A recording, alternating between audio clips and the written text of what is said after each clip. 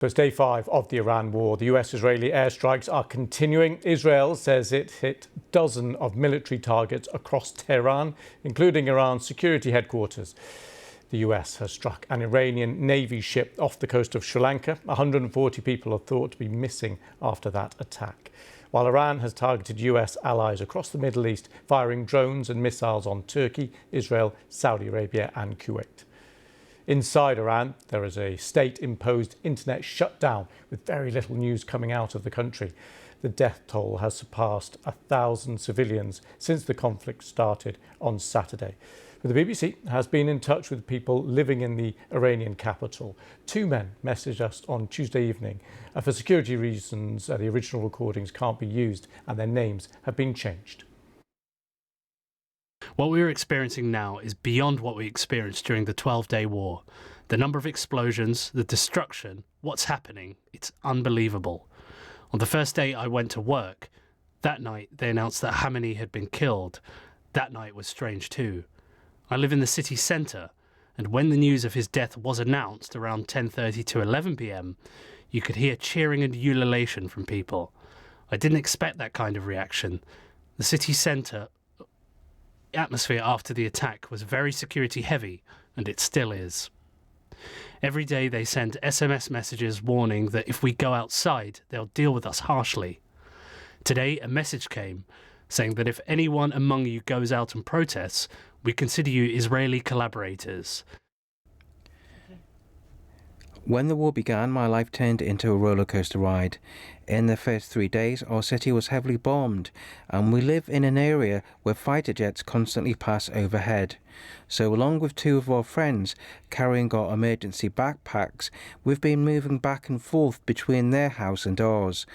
Their house, because it doesn't have much of an outside view, creates a sense of suffocation and being cut off from information.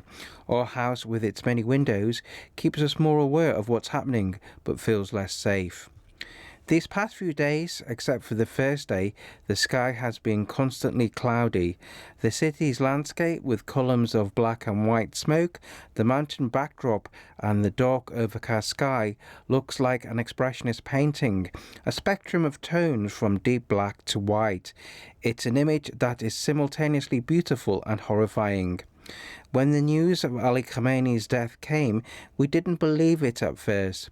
But the next morning, when Iran's official media confirmed it, instead of joy, I was filled with anger. I'd always imagined that moment would feel like happiness, but it didn't.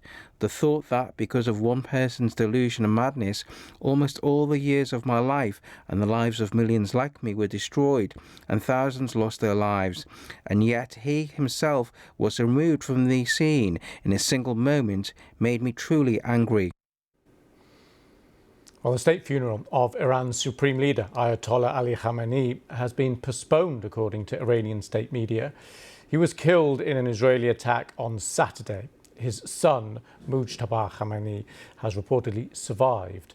He is the second eldest child and seen as a potential next supreme leader of Iran. Well, the 3-day funeral was due to begin later today, with images on social media that showed preparations to get everything ready. But reports suggest organisers say the ceremony will be postponed until there is infrastructure in place. No new date for the ceremony has been announced. Well, you will have heard a report this weekend of a strike on a girls' school in Iran on Saturday. The funerals of over 100 students killed in the strike in the city of Minab have been held. Drone footage released yesterday shows multiple excavators digging dozens of graves in preparation. Iranian officials said more than 160 people were killed when the school was hit. The building was located near an Islamic Revolutionary Guard Corps base. BBC News has not been able to independently verify the Iranian authorities' death toll. Our State Department correspondent Tom Bateman questioned the US Secretary of Defence about the strike. Thank you. Come back with the BBC. Can you give us an update on what the administration knows, what you know now about the reported strike on a girls' school in southern Iran on Saturday? All I can say is that we're investigating that. We, of course, never target civilian targets, but we're taking a look and investigating that. red tie in front. Just on the basis that with the information you would have, your reconnaissance abilities, ability to gather information, I mean, it's several days on now. So is there any clarity on whose munition this was? We're investigating it. Thank you. Let's take a look at how surrounding regions have been sucked into this war. During that news conference, Pete Hegseth said the US sank an Iranian warship that thought it was safe in international waters. The Pentagon has released footage of the moment a US torpedo struck an Iranian naval ship in the Indian Ocean. The Sri Lankan foreign minister says at least 80 people were killed, more than 30 rescued.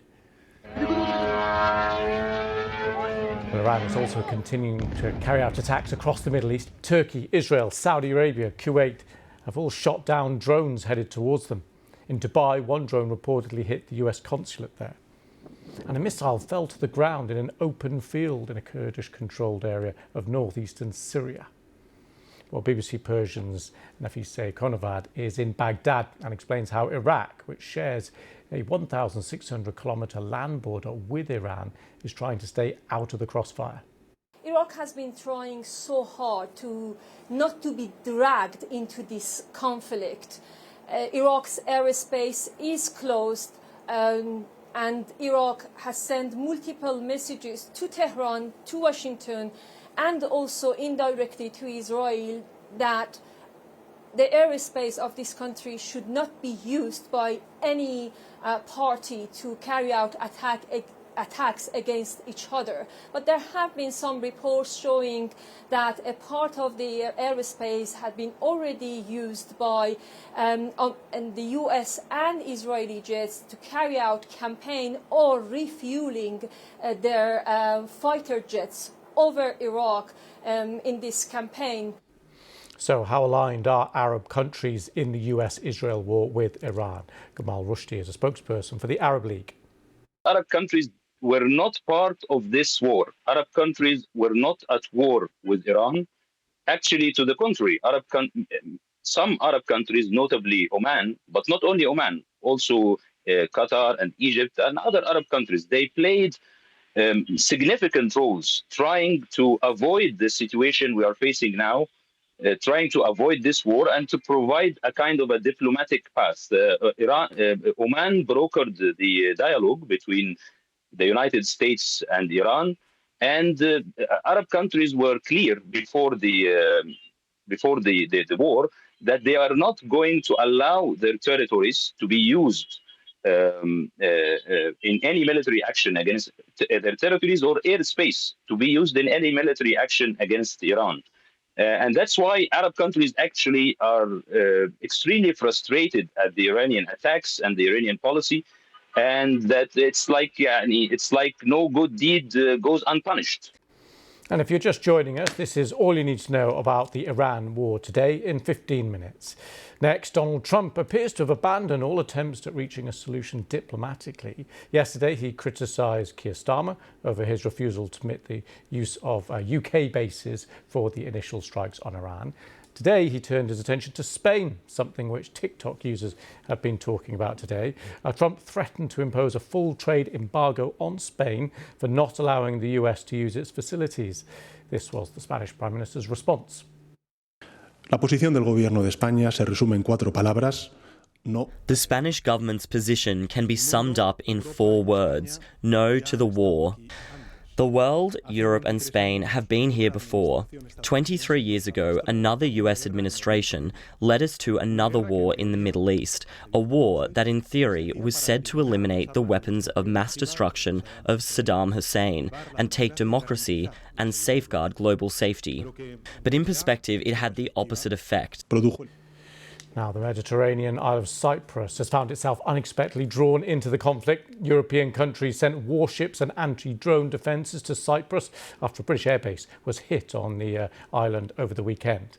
On YouTube, people have been questioning why it's taking so long for a British warship to be ready to protect the base, which officials saying it won't set sail until next week. HMS Dragon is being loaded with ammunition in Portsmouth, having just recently come out of maintenance. Despite her departure not being until next week, these preparations are well and truly underway. And of course, she is being sent for defensive purposes, but she does have her own firepower as well. One of the missile batteries she has on board fires around 8 missiles in 10 seconds. She's crewed by at least 200 sailors. And the Ministry of Defence has described her as one of the most advanced anti-aircraft warships in the world. So she's not yet due to sail. When she does, it'll take around 5 days for her to get to the Eastern Mediterranean. Well, with me now is our international editor, Jeremy Bowen. Hi, Jeremy. So day 5, what's your assessment of where things stand right now? Things are deepening, things are spreading, more intense. Lebanon has been a real flashpoint today in terms of the intensity of the clashes between Iran's ally Hezbollah and with the Israelis, who've told, I think it's something like 80,000 people to get out of the south and move north, something they've often done in the past when they are planning and doing a big military push into Lebanon.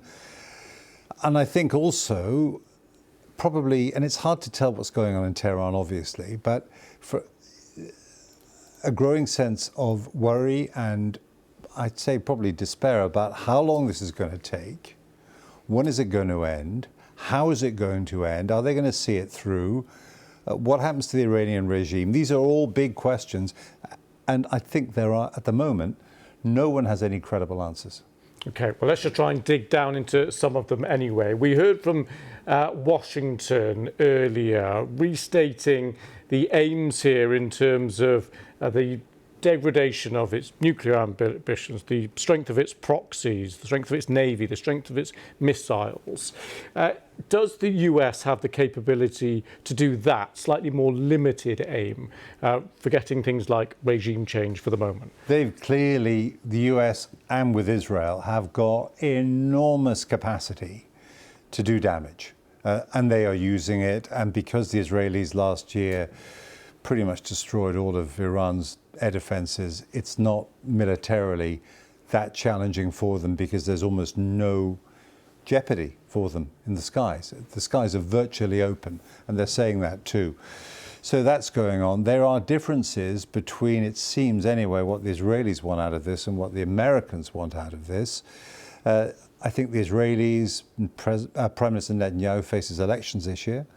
I think he'd like to go into the election saying, I am the guy who delivered you from the threat, the existential threat of Iran. And after the fact that after the Hamas attacks on 7th of October, his polls went way down because a lot of people blamed him for the security blunders that allowed Hamas its opening. He will say, my reputation is not just restored, it's better than ever as Mr. Security. And also I think they just want to do a lot of damage, and I don't think they're bothered particularly about post-war confusion and violence inside Iran. I think the Americans probably want out of this more quickly. I think Trump probably would like to declare victory. What that victory is going to be, as we've seen, he's no longer really talking about regime change. Perhaps that's because they're realizing that that they've actually underestimated the resilience of the regime that they have, even without the Supreme Leader, assassinated early on, and his top defense officials and advisors. They have a system which is engineered for survival in this situation. So, and as for the poor old Iranians who are stuck in the middle of all of this, no wonder they're worried about the way the future is going to go, because it doesn't look good. And on the Iranian strategy of targeting those sites, just talk us through what's the rationale behind it. Well, spreading the war. I mean, they realize they cannot match the firepower of the US and Israel combined. Not nearly. So what they are doing is spreading the war as widely as they can, hitting allies of not just of the US, but those Arab countries as well that have got really quite close with Israel.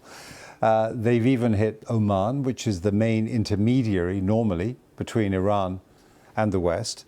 They have made into targets countries that were trying to stop the war actually happening. So those countries, those Gulf Arab countries particularly, are angry, upset, furious. Some of them have quite considerable military capacities. Will they use them? That's one big question. Will they give the Americans or the Israelis more basing rights and to use those bases against Iran? That's another question.